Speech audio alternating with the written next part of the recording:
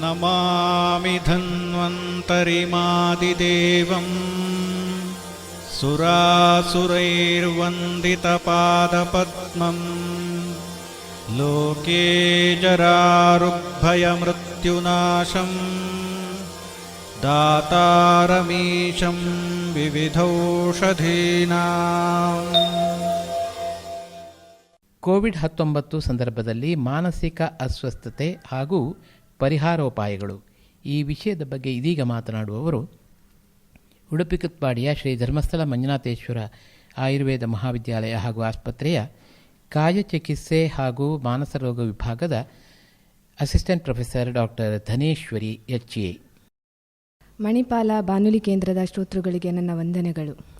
ಶರವೇಗದಲ್ಲಿ ಚಲಿಸುತ್ತಿದ್ದ ಜಗತ್ತನ್ನು ಒಂದು ಕ್ಷಣಕ್ಕೆ ಸ್ತಬ್ಧವಾಗುವಂತೆ ಮಾಡಿದ ಕೋವಿಡ್-19 ಮನುಕುಲವನ್ನು ದೈಹಿಕವಾಗಿ ಹಾಗೂ ಮಾನಸಿಕವಾಗಿ ತಲ್ಲಣಗೊಳಿಸಿದೆ ಎಂದರೆ ಅತಿಶಯೋಕ್ತಿಯಲ್ಲ. ಕೋವಿಡ್-19 ಪ್ರಥಮ ಅಲೆಯ ಭರಾಟೆಯಿಂದ ತತ್ತರವಾದ ಜಗತ್ತಿಗೆ ಎರಡನೇ ಅಲೆಯ ಹೊಡೆತವನ್ನು ಎದುರಿಸುವ ಸವಾಲು ಸದ್ಯ ಬರಲಿದೆ.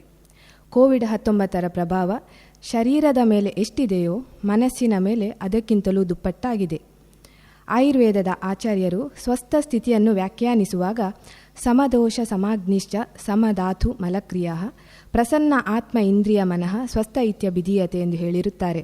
ಅಂದರೆ ವಾತ ಪಿತ್ತ ಕಫ ಮೂರು ದೋಷಗಳ ಸಮತೋಲನ ಸ್ಥಿತಿ, ಸರಿಯಾಗಿ ಅಗ್ನಿ ಅಂದರೆ ಜೀರ್ಣಶಕ್ತಿ, ದೇಹದ ಧಾತುಗಳು ರಸ ರಕ್ತ ಮಾಂಸ ಮೇದ ಅಸ್ಥಿ ಮಜ್ಜ ಶುಕ್ರ ಧಾತುಗಳ ಸಮಸ್ಥಿತಿ, ದೇಹದ ವಿಸರ್ಜನಾ ವ್ಯೂಹದ ಸರಿಯಾದ ಕ್ರಿಯೆ ಮಾತ್ರವಲ್ಲದೆ ಪ್ರಸನ್ನತೆಯುಳ್ಳ ಆತ್ಮ, ವಿಷಯಗಳನ್ನು ಗ್ರಹಿಸುವ ಇಂದ್ರಿಯಗಳು ಮತ್ತು ಮನಸ್ಸಿನ ಸ್ಥಿತಿಯೇ ಸ್ವಸ್ಥ ಪುರುಷನ ವ್ಯಾಖ್ಯಾನ.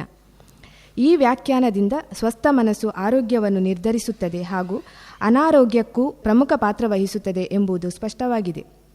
ಈಗ ನಾವು ಕೋವಿಡ್-19 ಸಮಯದಲ್ಲಿ ಯಾವ ಯಾವ ಕಾರಣಗಳಿಂದಾಗಿ ಮಾನಸಿಕ ಅಸ್ಥಿರತೆ ಒತ್ತಡ ಉಂಟಾಗುತ್ತದೆ ಎಂದು ವಿಮರ್ಶಿಸೋಣ. ಸಾಮಾನ್ಯವಾಗಿ ಒತ್ತಡದಲ್ಲಿ ಎರಡು ವಿಧವಿದೆ. ಒಂದು ಒಳ್ಳೆಯ ಒತ್ತಡ, ಇನ್ನೊಂದು ಕೆಟ್ಟ ಒತ್ತಡ. ಉದಾಹರಣೆಗೆ, ಒಬ್ಬ ವಿದ್ಯಾರ್ಥಿಯನ್ನು ತೆಗೆದುಕೊಂಡರೆ ಪರೀಕ್ಷೆಯ ದಿನಾಂಕವನ್ನು ಪ್ರಕಟಿಸಿದಾಗ ಒಂದು ರೀತಿಯ ಮಾನಸಿಕ ಕಳವಳ ಉಂಟಾಗುತ್ತದೆ. ಈ ಮಾನಸಿಕ ಕಳವಳ ಸರಿಯಾದ ಪ್ರಮಾಣದಲ್ಲಿ ಇದ್ದಾಗ ಆ ವಿದ್ಯಾರ್ಥಿ ತನ್ನನ್ನು ತಾನು ಪರೀಕ್ಷಾ ತಯಾರಿಕೆಯಲ್ಲಿ ತೊಡಗಿಸಿಕೊಂಡು ಯಶಸ್ಸನ್ನು ಪಡೆಯುತ್ತಾನೆ. ಇದು ಅಗತ್ಯ. ಇದನ್ನು ನಾವು ಒಳ್ಳೆಯ ಒತ್ತಡ ಎನ್ನುತ್ತೇವೆ.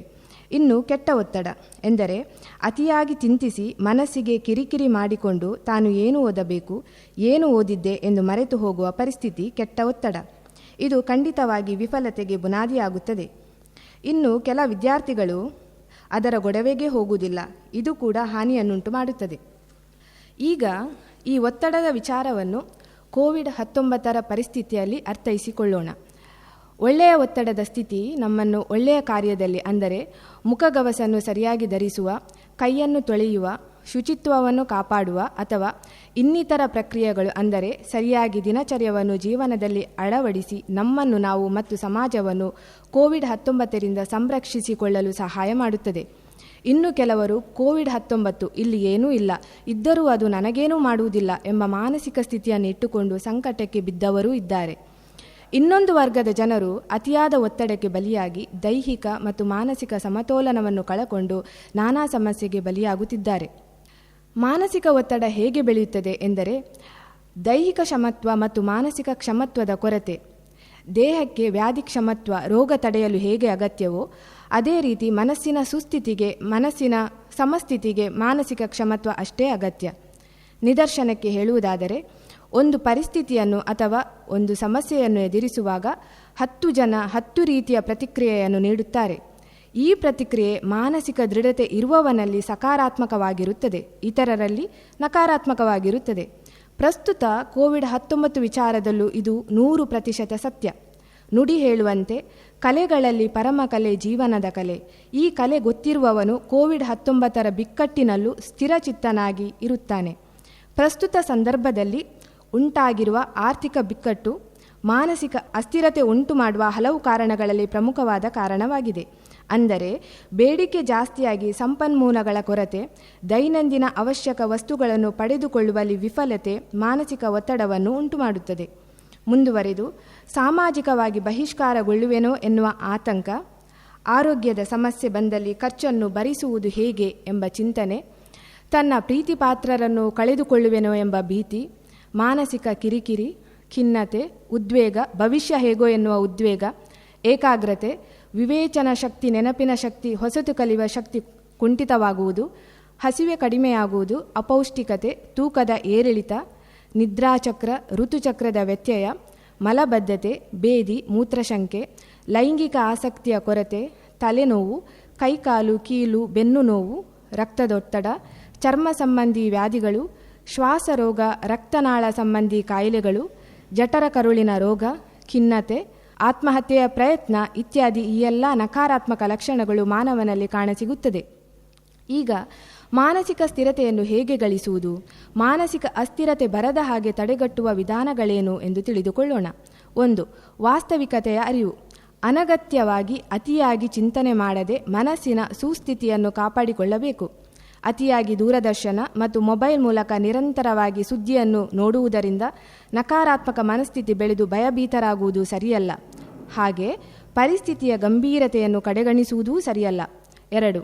ಇತಿಮಿತಿ, ಶಕ್ತಿ ಸಾಮರ್ಥ್ಯ, ಕುಂದುಕೊರತೆ ಅರಿತು ಬಾಳುವ ಕಲೆ. ಸಕಾರಾತ್ಮಕ ಧೋರಣೆ ಬೆಳೆಸಿಕೊಳ್ಳುವುದರಿಂದ ಆರ್ಥಿಕತೆಯ ಮುಗ್ಗಟ್ಟಿನಂತಹ ಸಮಸ್ಯೆಗೆ ಪರಿಹಾರವನ್ನು ಕಂಡುಕೊಳ್ಳಬಹುದು. ಪರಿಸ್ಥಿತಿಗೆ ತಕ್ಕಂತೆ ಬೇಡಿಕೆಯನ್ನು ಇಳಿಸಿಕೊಳ್ಳುವುದು ಬುದ್ಧಿವಂತರ ಲಕ್ಷಣ, ಹಾಗೂ ಇದು ಮಾನಸಿಕ ಸಮತೋಲನವನ್ನು ಕಾಯ್ದುಕೊಳ್ಳುವಲ್ಲಿ ಸಹಕಾರಿಯಾಗುತ್ತದೆ. 3.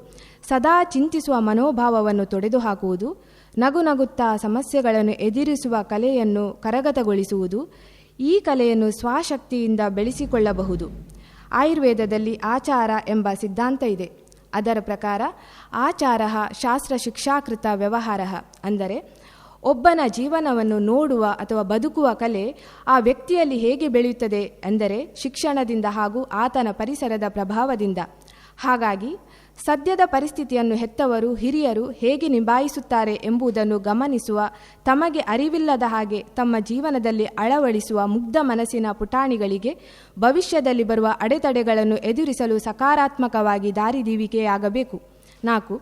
ಜೀವನ ಶೈಲಿ ಧೋರಣೆಯಲ್ಲಿ ಬದಲಾವಣೆ, ಶಿಸ್ತಿನ ಸರಳ ಜೀವನ, ಆತ್ಮೀಯರಲ್ಲಿ ಕಷ್ಟಗಳನ್ನು ಹಂಚಿಕೊಳ್ಳುವ ಪರಿಪಾಠ, ಆರೋಗ್ಯಕರ ಮನೋರಂಜನಾ ಚಟುವಟಿಕೆ, ಹಿತಮಿತವಾದ ಆಹಾರ.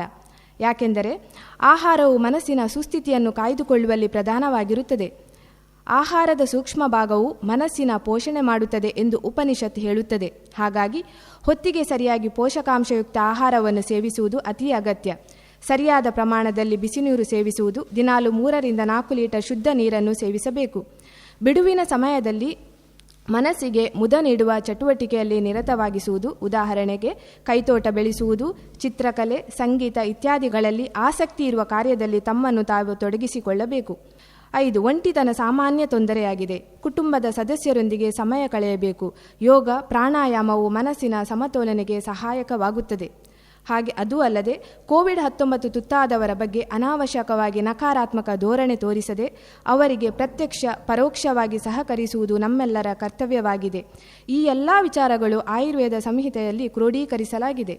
ಅಗತ್ಯ ಬಿದ್ದಲ್ಲಿ ಮಾನಸಿಕ ಆಪ್ತ ಸಲಹೆಗಾರರನ್ನು ಅಥವಾ ಮನೋತಜ್ಞರನ್ನು ಸಂಪರ್ಕಿಸಿ ಸೂಕ್ತ ಸಲಹೆ ಸೂಚನೆಗಳನ್ನು ಪಡೆದುಕೊಳ್ಳುವುದು ಉತ್ತಮ. ಸಾಮಾನ್ಯವಾಗಿ ಜನರಲ್ಲಿ ಒಂದು ರೀತಿಯ ಮುಜುಗರ, ಆತಂಕ, ಭಯ, ಸಮಾಜ ತನ್ನನ್ನು ಹೇಗೆ ಗುರುತಿಸುತ್ತದೆ ಎನ್ನುವ ಮಾನಸಿಕ ಕಳವಳವಿರುತ್ತದೆ ಮನೋತಜ್ಞರನ್ನು ಸಂಪರ್ಕಿಸಲು. ಈ ಧೋರಣೆ ಸರಿಯಲ್ಲ. ಅವರು ನಿಮಗೆ ಸರಿಯಾದ ರೀತಿಯಲ್ಲಿ ಪರಿಸ್ಥಿತಿಯನ್ನು ಅರ್ಥೈಸಿಕೊಳ್ಳಲು, ಅದರಿಂದ ನೀವು ಹೇಗೆಲ್ಲ ಹೊರಬರಬಹುದು ಎಂಬುದರ ಬಗ್ಗೆ ದಾರಿಯನ್ನು ತೋರಿಸುತ್ತಾರೆ. ಮಾನಸಿಕ ಒತ್ತಡ ಎನ್ನುವುದು ಸರ್ವೇ ಸಾಮಾನ್ಯ. ಅದು ಮುಂದುವರಿದರೆ ಅನೇಕ ರೀತಿಯ ಸಮಸ್ಯೆಗಳು, ಆರೋಗ್ಯ ಸಂಬಂಧಿ ಅಲ್ಲದೆ ಕೌಟುಂಬಿಕ ಸಮಸ್ಯೆಗಳು ಎದುರಾಗುತ್ತದೆ. ಹಾಗಾಗಿ ಸಕಾರಾತ್ಮಕವಾಗಿ ತಿಳಿದುಕೊಂಡು ವಿಷಯವನ್ನು ನಿರ್ಧರಿಸಿ.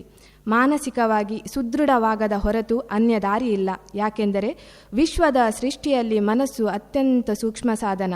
ಅದನ್ನು ಚೆನ್ನಾಗಿ ಕಾಪಾಡಿಕೊಳ್ಳಲೇಬೇಕು. ಇಲ್ಲವಾದಲ್ಲಿ ಅದು ಕೇವಲ ಮಾನಸಿಕ ವ್ಯಾಧಿಯಲ್ಲದೆ ಹಲವಾರು ದೈಹಿಕ ಕಾಯಿಲೆಗಳಿಗೆ ಅನುವು ಮಾಡಿಕೊಡುತ್ತದೆ ಎನ್ನುವುದರ ಜೊತೆಗೆ ಕೋವಿಡ್-19 ಬಗ್ಗೆ ಅನಾವಶ್ಯಕ ಗಾಬರಿ ಬೇಡ, ಅದೇ ರೀತಿ ನಿರ್ಲಕ್ಷ್ಯವೂ ಸರಿಯಲ್ಲ ಎನ್ನುವುದರೊಂದಿಗೆ ನನ್ನ ಮಾತನ್ನು ಮುಗಿಸುತ್ತೇನೆ. ವಂದನೆಗಳು. ಕೋವಿಡ್-19 ಸಂದರ್ಭದಲ್ಲಿ ಮಾನಸಿಕ ಅಸ್ವಸ್ಥತೆ ಹಾಗೂ ಪರಿಹಾರೋಪಾಯಗಳು ಈ ವಿಷಯದ ಬಗ್ಗೆ ಇದುವರೆಗೆ ಮಾತನಾಡಿದವರು ಶ್ರೀ ಧರ್ಮಸ್ಥಳ ಮಂಜುನಾಥೇಶ್ವರ ಆಯುರ್ವೇದ ಮಹಾವಿದ್ಯಾಲಯ ಹಾಗೂ ಆಸ್ಪತ್ರೆ, ಉಡುಪಿ ಕುತ್ಪಾಡಿ ಇಲ್ಲಿಯ ಕಾಯ ಚಿಕಿತ್ಸೆ ಹಾಗೂ ಮಾನಸ ರೋಗ ವಿಭಾಗದ ಸಹಾಯಕ ಪ್ರಾಧ್ಯಾಪಕರಾದ ಡಾಕ್ಟರ್ ಧನೇಶ್ವರಿ HA.